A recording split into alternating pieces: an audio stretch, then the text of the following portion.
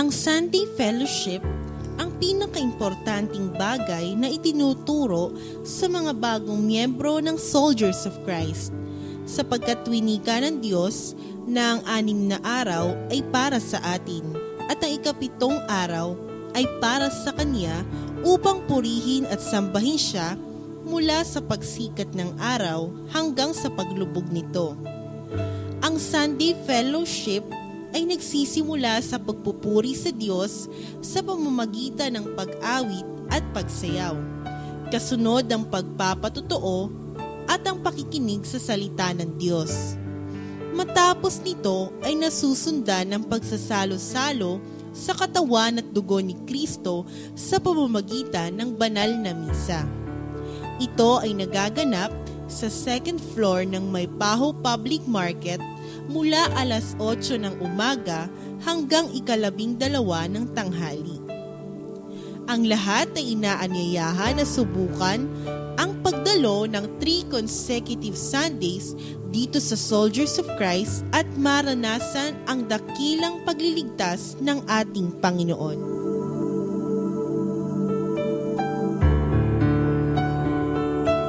Ako'y hindi nakakita, nabubulag na ako.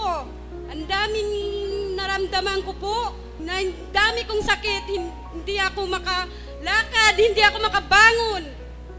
Nung mayroong pumatok sa pintuan ko, pagtingin ko babae, noon pala si Mama Mary na ipinakyat sa akin. Tuwan-tuwa po ako sa kanya kasi mayroon akong karamdaman. Gustong-gusto talaga ako kumaling. Dinasalan ko yun. Malakas ang loob ko na talagang oras-oras ko siya ginadasalan. Parang gumaling ako dahil alang-alang sa mga anak ko. Sabi ni Sister Marian, punta daw ako dito sa baho. Ito, pumunta ako, tunod-sunod, linggo-linggo po, sumusunod ako dito. Alam niyo po, 2 linggo, 2 buwan, parang ang ganang pakiramdam ko, dito na pala ako gumagaling sa Shoulder of Christ. Lalos na akong, salamat talaga, Panginoon. Ako talagang maraming salamat na dito lang po ako gumaling sa Shoulder of Christ. Talagang salamat po. Ito lang po, salamat po sa inyong lahat. Ang isi-share ko po tungkol kay Mama Mary. Si Mama Mary, pinapasok po yan sa bahay ni Brother Boy at ang kanyang mga kasama. Pagka nagsasalita na si Brother Boy ng mabuting balita ng Diyos, lumalabas po ko ng bahay. Hindi ko po pinapansin. Hindi lang isang bisis, siguro mga 3 beses na pinasok sa bahay. Kaya nangyari sa akin, ako po ay na-stroke. Nung na-stroke po ako, nung lumabas po ako ng hospital, isinama ko dito ng aking pamangkin. Nung nakarating ako dito, pakiramdam ko, gumaan ang aking buhay.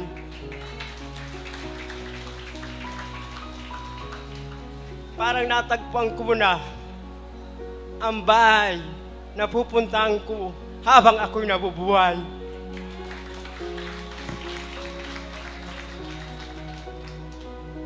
Nung unang linggo, wala akong pakiramdam. Patay ang aking binti at kamay sa kanan. Hindi ko may galaw.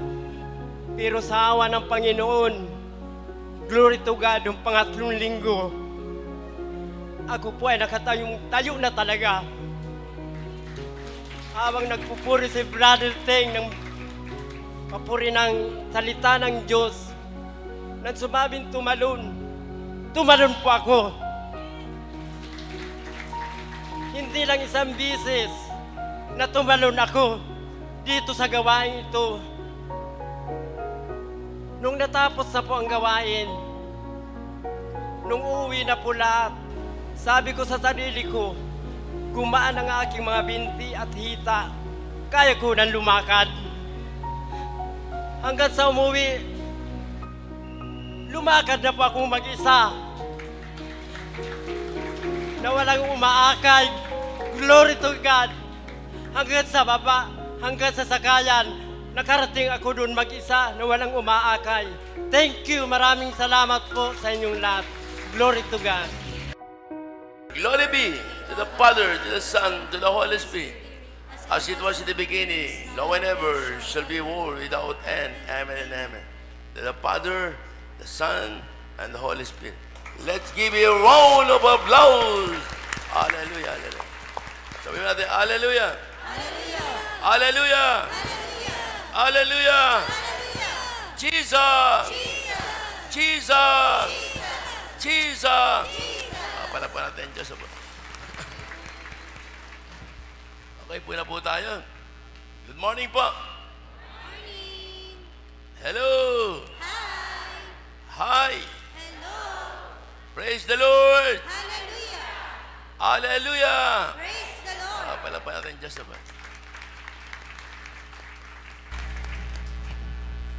Okay, ito po tayo sa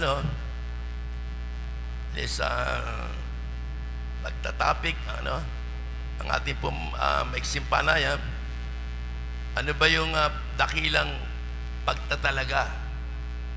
At least, ano ba yung dapat gawin ng isang nilikha? Lahat na dapat italaga ang kanyang sarili sa Diyos sa buhay. Hindi pwede nakatalaga sa negosyo. Hindi pwede nakatalaga sa anak, sa asawa. Kailangan, ang number one pagtatalaga ng sarili mo, ang Diyos. Kasi ang Diyos ang number one. Pag ginawa mo ang Diyos ang number one, ang lahat ng mga bagay na kailangan mo, ang lahat ng ayusin mo, aayusin ng Diyos. Pag ginawa mo siyang number one sa buhay mo. Dapat italaga nyo sarili nyo, italin mo na sa isip nyo na kailangan si Lord ang aking paglilingkuran, wala nang iba. Pag alam nyo, natanim nyo yun, makita nyo, maniwala ho kayo, magugulang tangka na lang. Ang buhay mo, ayos na ayos, at hindi ka magdadanas ng kahirapan kahit kailan. Sapat ang Diyos ang tutulong sa iyo pag ginawa mo kung number one sa buhay mo. Diba dito maraming mga bisyo? Pero nung gawin nila yung 3 consecutive Sunday, yung umatin sila ng Sunday. Kasi yun, ang dakilang pag-aatas ng Diyos, pagtatalaga. Italaga nyo ang ating sarili ng araw ng linggo ay para sa Diyos. Hindi para lamang sabihin para sa sarili natin. Yung family day. Itong Sunday, family of God. Lahat na ng araw, sa pamilya nyo na, Lunes hanggang Sabado, inyo na yun. Kung saan nyo ilalagay. Pero ang pinaka-number one, ang Sunday, yun ang magiging family of God. Doon tayo nagsasama-sama. Eh pag doon natin ginawa, sabi ng Diyos, nilikha ko ang daigdig. Pakibasa nga, para gusto ko maano nila bago ko emphasize ito. Sa loob ng 6 na araw, tinapos niyang likain ang lahat ng ito, at siya'y nagpahinga sa 7th araw. Pinagpala niya ang 7th araw at itinangi, sapagkat sa araw na ito siya nagpahinga, matapos likain ang lahat. Ganito ang pagkalikha sa lupa at sa langit, ang salita ng Diyos. Yan ang unang pag-aatas sa atin ng Diyos, pagtatalaga. Italaga nyo ang inyong sarili. Sa araw ko, sa 7th araw, nalilikha ko. Yung palang nalilikha niya, araw ng Sunday yon. Kasi namatay siya ng Biyernes, nabuhay siya ng Sunday. Kaya para sa Kristiyano, ang Sunday, yun ay 7th araw na dapat gawin ng mga nilikha ng Diyos, mananampalataya. Kapag yung araw pala ng linggo, ginawa ng tao sa Diyos, sabi niya, itinangi ko yan. Special yan sa akin. Hindi isang ordinaryong araw. Sino man ang gaganap ng araw ng linggo na magsasama-sama sila para purihin ang Diyos sa buhay. Sabi niya, pagpapalain niya lahat. Kaya lahat to ng gaganap ng araw ng linggo. Tandaan niyo po to. Makulit lang ako dito kasi ito ang pinaka-basic Ito ang pinakadaan para ang tao mabuksan ang kaisipan. Tama si Jesus, binuksan niya ang isip ng mga alagad dahil hindi siya maunawan. Kahit ano gawin niya, hindi kagad makuha ng mga apostol. Bagamat napakalapit niya na nagsasalita siya. Pero hindi pa rin maintindihan paano hinahadlangan ni Satanas. Kaya nung buksan niya isip ng mga alagad niya, nakita ang kahalagahan ng kanyang pagtatalaga sa bawat isa.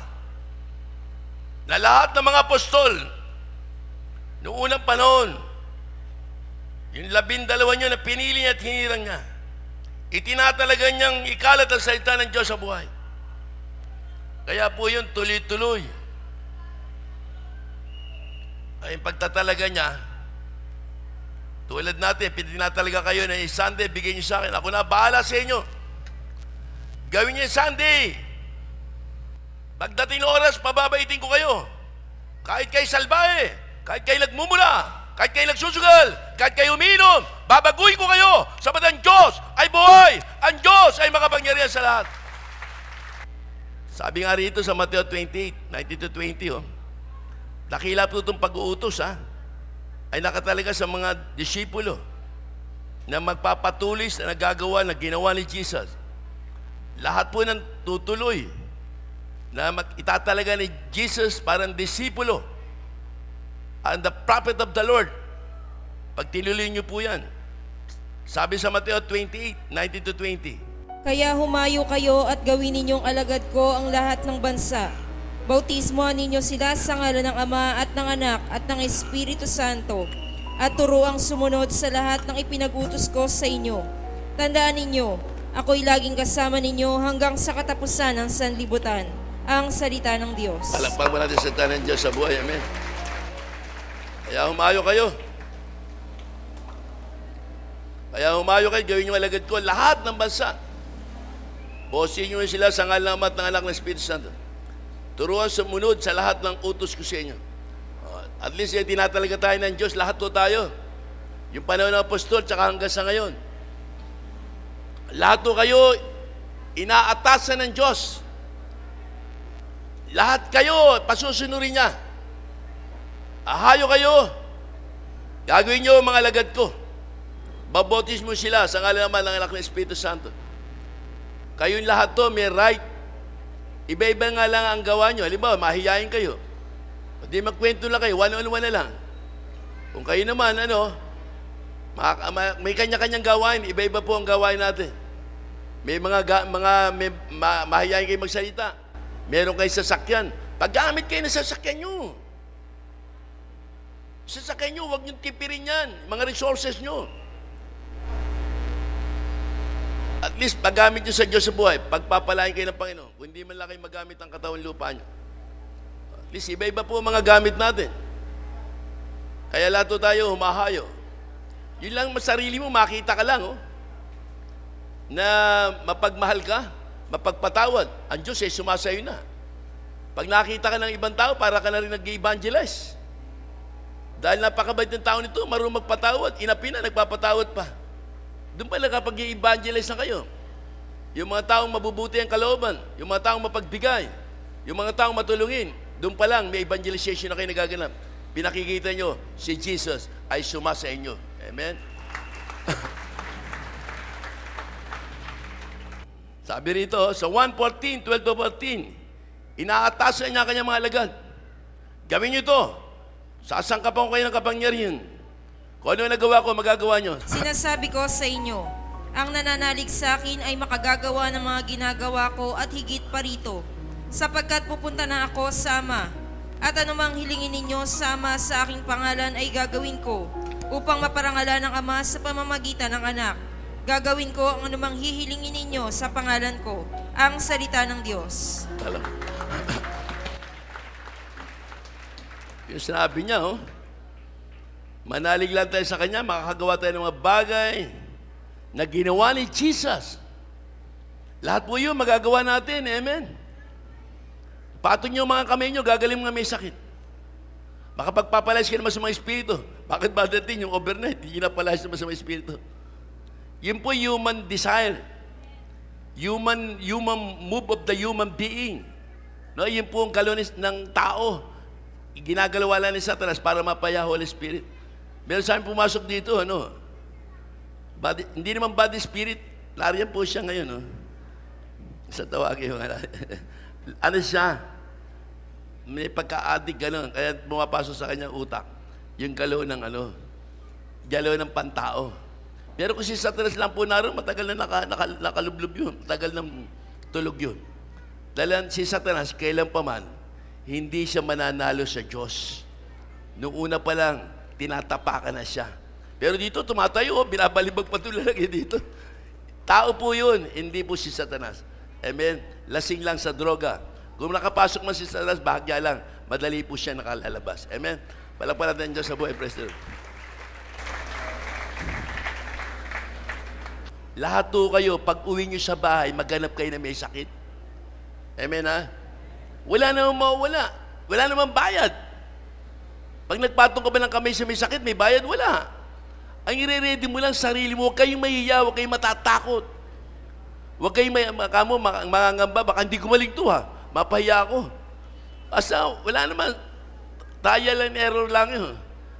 Tapos ipatong nyo kamay nyo. Maghanap kayo na may cancer. Yung mahirap pagalingin. At pag pinatong nyo kamay nyo, gagaling siya. Dahil kaso, gustong patunayan ng Diyos, ako ang Diyos na makapangyarihan sa lahat. Ako ang dakilang manggagamot. Kaya po tayo lahat, may responsibilidad. Bilang ama ng tahanan, bilang ina ng tahanan, ipakilala nyo si Jesus sa mga anak nyo, sa inyong mga kapatid, para maligtas po sila. Sa oras, sa bandang uli, hindi kayo sumunod sa kalooban ng Diyos sa buhay. Ikatlo hanggang ikapat ng saling life, parurusahan tayo ng Diyos sa buhay. Sa bawat isa sa inyo may pamilya. Tayo lang po makapagliligtas. Kung isa sa inyo umiibig sa Diyos sa buhay ng buong tapat, ibigay nyo na sarili nyo kay Lord para maligtas ang mga pamilya nyo. Ang Diyos ang gagawa ng daan para maligtas ang pamilya natin. Dati mga magulang ko lalayo sa Diyos. Nang sumunod po ako, maniwala kayo, lahat sila nagkasakit. Lahat sila bumaksak. Lahat sila naghirap. At yun ang naging time para lumapit sila sa Diyos sa buhay sa pamagitan ng mga problema sa buhay. Kaya panalangin nyo ang inyong mga asawa. Ipanalangin nyo ang mga anak nyo na sana magkaroon ng kasakitan, magkaroon ng problema para makalapit sa Diyos sa buhay. Sapagkat higit na mahalaga ang kayamanan sa langit kaysa kayamanan sa lupa. Amen? Sabi ba dati, baka makasakit yung asawa ko, magkano yung anak ko. Yun po ang daan ng pagbabago. Yung kapatid ko, bumaksak sa negosyo, may malaki ng negosyo dyan. Nagtitinda ng kende, baksak mo yan, Lord. Binaksak nga. Maliwala ako. Nung bumaksak, nakalapit sa Diyos. Yung kapatid ko na ayos sumunod, puro inom na inom. Bandang uli, nung umuwi, galing sa Saudi, umuwi, may sakit. Kapunta ka rito, gumaling. Ngayon, tagapaglingkod na rito. Amen? Kaya lahat po ng pamilya nyo, huwag kayong matatakot na panalangin nyo yan. Para bumait lahat yan. Pag naging nagkasakit yan, babait yan. Hello? Subukan nyo mga may sakit, tingnan babait na. Sister to, mabait na. Dati, serbahan ng araw. Palapakan natin dyan. Sana po, tanggapin nyo ang dakilang pag-aatas ng Diyos. Lahat kayo inaatasan na humayo. Magpagaling na may sakit. Magpalayas naman sa mga espiritu. In the name of Jesus Christ of Nazareth. At ang Diyos ay sa inyo. In the name of Jesus Christ of Nazareth. Thank you, Jesus. Hallelujah! Hallelujah! Hallelujah! Ilan po? At magandang umaga sa inyo lahat. And God bless you all!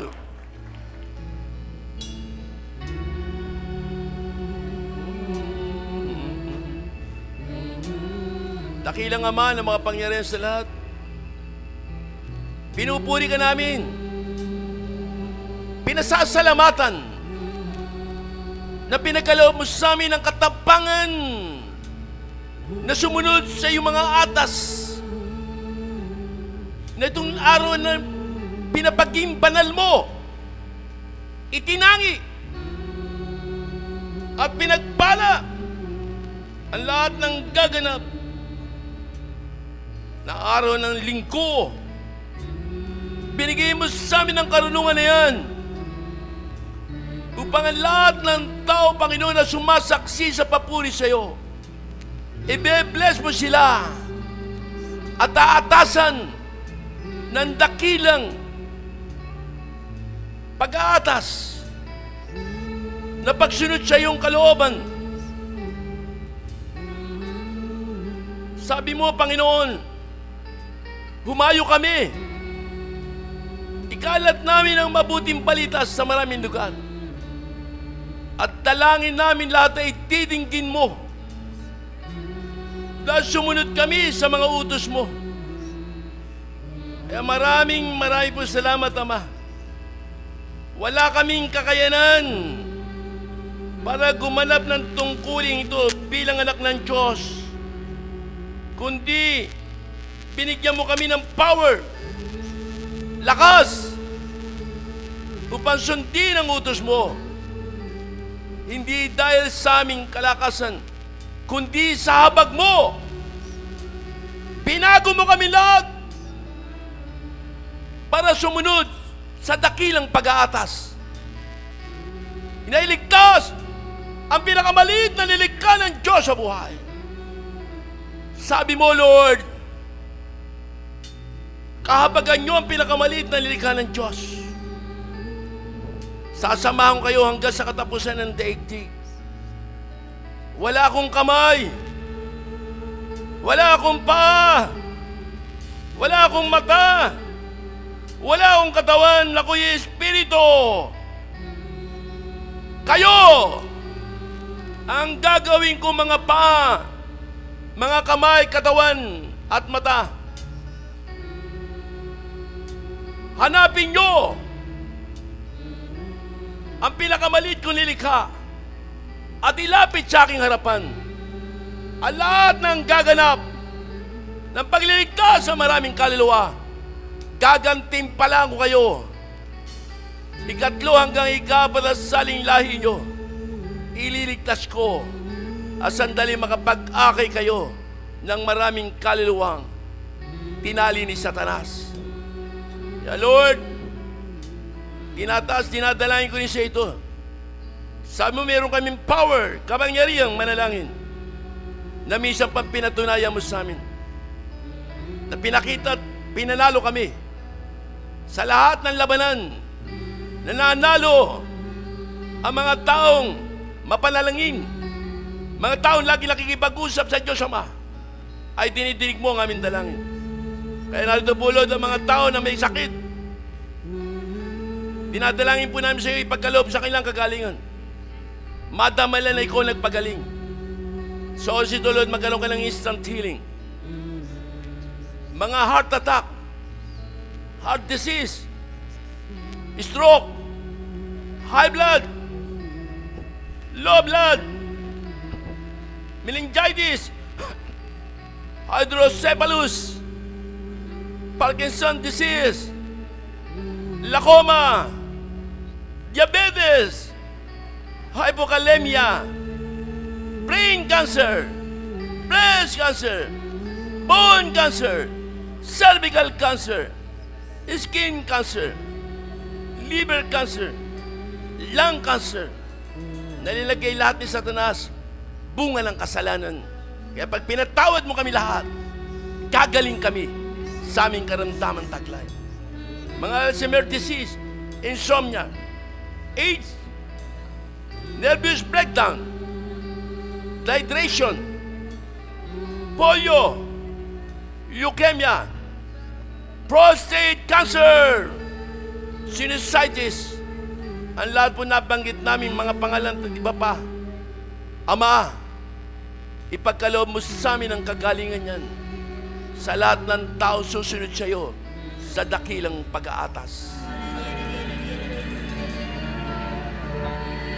Dakilang Ama ng mga pangyayari sa lahat. Sabi mo, Lord, mga langis at tubig at tinapay niya, i-bless mo. Lahat ng mapahiran na langis, lahat na makain ng tubig, lahat na makakain ng tinapay, Lord, ipagkakaloob mo ang kagalingan ng kailang mga karamdaman taglay. At sa oras ito, Ama, Pinika mo, Ama. Sasangkapan ko kayo ng kapangyarihan. Kayong lahat na narito na sumasaksi na ang Diyos ay buhay. Papato nyo yung mga kamay sa may sakit. At sila'y gagaling in the name of Jesus Christ of Nazareth. Lord, inihiling po namin kahit gaano karami ang mga taong narito sa live stream, Panginoon, sa iba-ibang bansa. Inihiling ko, Panginoon, iunat mo yung mapagpalang kamay. Abutin mo po silang lahat. Gaano man sila karami. At higit sa lahat, Panginoon, yung dugo at tubig na bumuluwak sa intagliran, na naging kabayaran ng kasalanan ng tao sa mundo, na sumayad sa pisngi ng kalupaan, bunga ng kasalanan. Ipagkaloob po ang dugo at tubig niyan sa bawat tao may sakit dito, sa bawat tao rito na hindi makalakad, iba't ibang karamdaman taglay. Ipagkaloob mo na yung dugo at tubig niyan, magsisilbing laser, magsisilbing cobalt, magsisilbing chemo, in the name of Jesus Christ of Nazareth. At sa pangalan din po ng Panginoong Yesus na walang kalimutan, pinagkalooban mo kami ng kapangyarihan magpalay sa mga espiritu. In the name of Jesus Christ of Nazareth. Ka-espiritu ng kadiliman, lahat na nakapaikot sa loob at labas ng gawain ito. Sa lahat sa TV set, mga kapatid namin nakikinig. Sa oras ito, Satanas, wala ka ng karapatan pa. Nawasakin mo ang mga tahanan. Lagyan ng mga bisyo, kaguluhan sa loob ng tahanan, pag-aalinlangan. Kaya sa umagang ito, Satanas, inuutusan ka namin, itinatalig, itinatapon sa pinakamalalim na puso ng dagat. In the name of Jesus, in the name of Jesus, in the name of Jesus. Hallelujah, hallelujah, hallelujah.